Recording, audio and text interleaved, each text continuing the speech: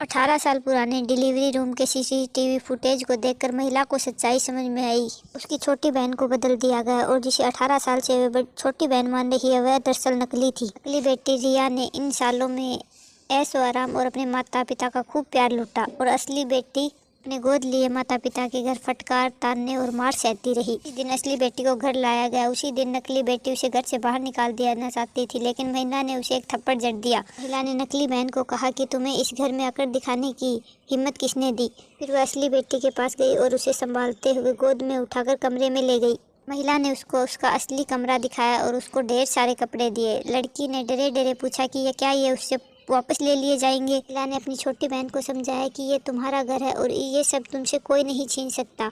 जब महिला हॉल में पहुंची तो उसने देखा कि नकली बहन अपनी मां के साथ भावुक नाटक कर रही है। लड़की ने बिना भावुक हुए कहा कि इसको गेस्ट रूम में पहुंचाने का इंतजाम किया जाए, पर उसकी नकली मां ने उस पर इल्ज़ाम लगाया कि वह पत्थर दिलवा लिया। आखिरकार उसने 18 साल तक उसकी बहन होने का कर्तव्य तो निभाया था।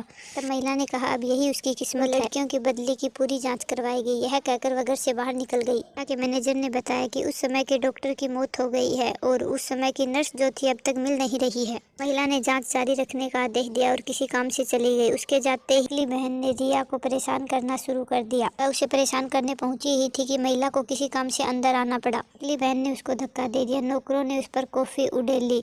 नकली बहन उसकी आंखों पर वार करने ही वाली थी, इतने में उसकी बड़ी बहन आ गई। में नकली बहन नाटक करने लगी कि यह खुद को नुकसान पहुंचाने वाली थी। मैंने तो इसके हाथ से कैंची छीनी है। नौकरों ने भी उसकी हामी भरी। महिला ने कहा कि इस कैंची को फिंगरप्रिंट के लिए भेजा जाए।